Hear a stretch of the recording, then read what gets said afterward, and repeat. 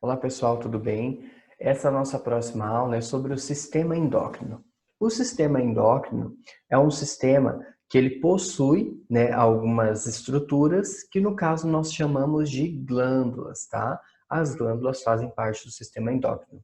Antes da gente entrar nesse sistema, propriamente dito, a gente precisa entender que glândulas, nós temos glândulas espalhadas, por todo o nosso corpo, e elas podem ser classificadas em exócrinas, endócrinas, que são essas que nós vamos comentar, e também mistas, que são tanto exócrinas como endócrinas.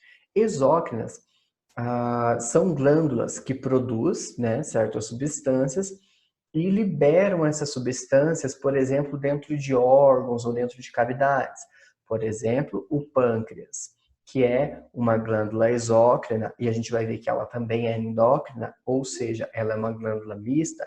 Ela produz, na sua ação exócrina, suco pancreático, que é liberado no nosso intestino, que a gente viu ali no sistema digestório, que vai ajudar no nosso processo de digestão, Nós temos também as glândulas salivares, que produzem a saliva e são liberadas na nossa boca. Essas são exemplos, de ações de glândulas exócrinas. E nós temos as glândulas endócrinas, que são essas que nós vamos comentar nessa aula. As glândulas, elas estão espalhadas pelo nosso corpo e elas produzem substâncias que nós chamamos de hormônios, tá? As glândulas endócrinas. E esses hormônios vão ajudar a regular o nosso metabolismo corporal, Além disso, esses hormônios eles são liberados, por que endócrino? Eles vão ser liberados na nossa circulação sanguínea, tá? Então aqui nós temos uma imagem das glândulas, que fazem parte do sistema endócrino espalhado pelo nosso corpo, tá?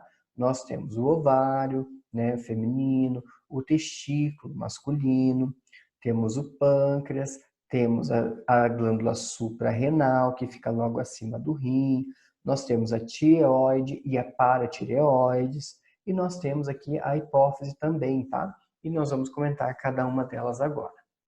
Então, primeiro de tudo, a gente tem a glândula tireoide. Ela é uma glândula que ela está localizada na região antero-inferior do nosso pescoço e também anterolateral à nossa traqueia e fica logo abaixo da nossa laringe, tá? Fica mais ou menos no nível entre a quinta vértebra cervical e a primeira vértebra torácica.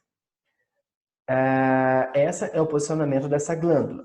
Essa glândula, a função dela, ela produz dois hormônios. A triodotironina, que é a T3, que é mais comum a gente conhecer como hormônio T3, E a tiroxina, também mais comum a gente conhecer como T4. Esses hormônios, eles regulam o nosso metabolismo corporal, que é a maneira, como o nosso corpo usa e armazena energia. Provavelmente vocês já ouviram falar de hipotiroidismo e hipertiroidismo, que é quando nós temos a ação dessa glândula diminuída, o trabalho dela diminui, a gente chama de hipotiroidismo, e quando ela está com o trabalho aumentado é o hipertiroidismo. Ou seja, quando ela está diminuído, ela diminui o nosso metabolismo corporal, fica mais lento. E hipertiroidismo, ela aumenta, através desses hormônios, o nosso metabolismo corporal. Então, aqui nós temos a glândula tireoide, tá? Fica mais ou menos aqui na região do nosso pescoço. E em contato com a glândula tireoide, nós vamos ter a glândula paratireoide, essas regiões aqui amarelinhas, esféricas, tá? As glândulas paratireoides, a função principal delas é manter o nosso nível de cálcio no sangue dentro, do seu limite, do estreito limite, que é apropriado ao funcionamento do nosso sistema nervoso e também muscular. Ou seja, ela é responsável por regular a quantidade de cálcio ali no sangue e que esse cálcio vai ter influência ali no nosso sistema nervoso, e no nosso sistema muscular, tá?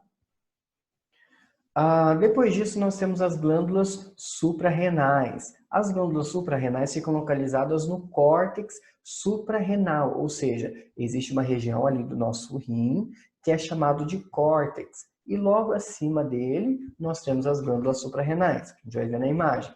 Essas glândulas ela têm como funções regular o metabolismo de substância do nosso corpo e também na liberação de hormônios que controlam o corpo em situações de estresse. Como assim? Um exemplo, a liberação de adrenalina, tá? Que vai estar relacionado ali à nossa situação de estresse. A adrenalina também, um exemplo dela, da ação dela, quando nós temos uma quantidade de adrenalina liberada no nosso sangue, faz com que o nosso coração bata mais rápido, aumenta a nossa frequência cardíaca. E aqui nós temos o posicionamento das glândulas suprarrenais. Então, essa região aqui mais superior no nosso rim, né, nós temos aqui os nossos rins, e essa região mais superior chamada de córtex, tá? Córtex suprarrenal. E logo acima nós temos as glândulas suprarrenais, tá? Além disso, nós temos a glândula pineal, que ela fica na região chamada de epífise cerebral, tá? Essa glândula vai produzir o quê? A nossa melatonina.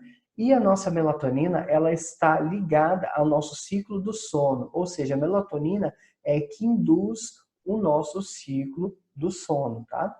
E nós vemos aqui nessa imagem a nossa glândula pineal, mais em cima aqui do nosso cerebelo, tá? Na região superior do cerebelo, como se fosse uma bolinha, um pontinho bem menor aqui no nosso encéfalo. E nós temos a nossa hipófise, também conhecida como pituitária. Aqui na imagem nós temos aqui, nós conseguimos ver a nossa hipófise, tá? Ó, pituitária fica nessa região pequena aqui embaixo, mais ou menos a região temporal do nosso crânio. Ela é localizada na base do cérebro e que tem a função de regular o trabalho das glândulas suprarrenais, tireoide, testículos e ovários, além de produzir um hormônio importante para a lactação, que é a prolactina. Então, durante a fase de amamentação da mulher, né, a hipófise produz a prolactina, que vai estimular a produção de leite, tá? Também faz a produção do hormônio de crescimento, o hormônio antidiurético também, e o hormônio chamado de ocitocina, que vai ser importante durante o trabalho de parto.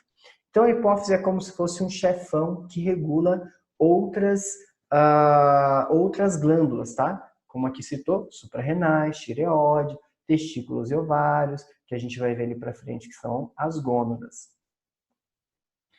Além disso, nós temos o pâncreas. O pâncreas, como eu citei no início, ele é uma glândula mista. Ele tem função tanto exócrina, libera, né, o seu produto, a sua substância ali em órgãos, no caso ali no nosso intestino, e tem a sua função endócrina, que é essa daqui.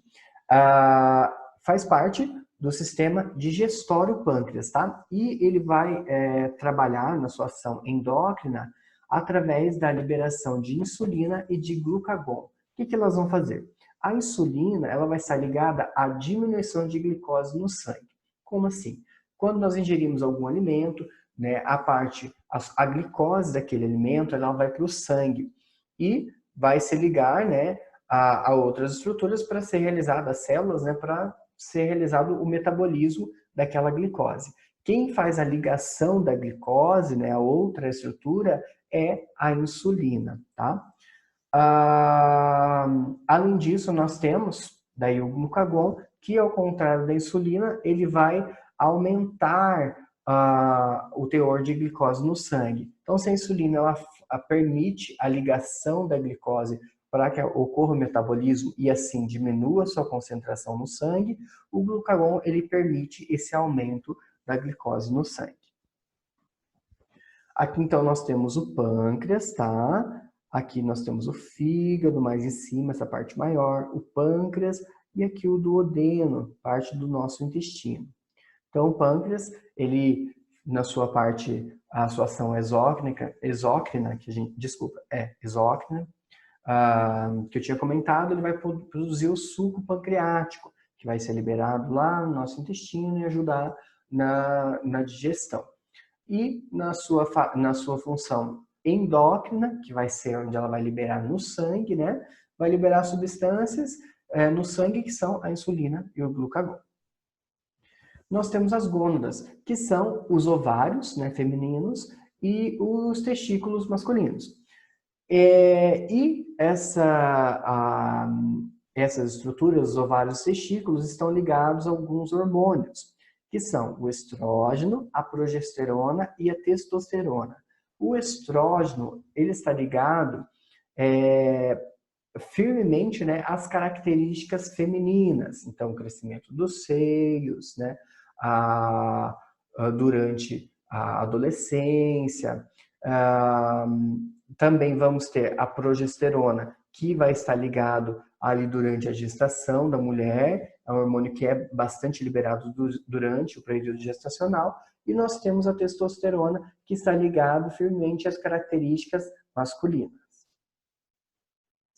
Além disso, por último, nós temos o timo, tá? O timo, ele é uma glândula também que tem tamanho variável, tá? De acordo com cada pessoa, e ele tem a produção de hormônios para regulação dos linfócitos. Os linfócitos são células de defesa do nosso organismo, tá? Que está ligado ao nosso sistema imunológico. E aqui, mais uma vez, nós temos a imagem dessas glândulas distribuídas no nosso corpo, tá? Formando o nosso sistema endócrino.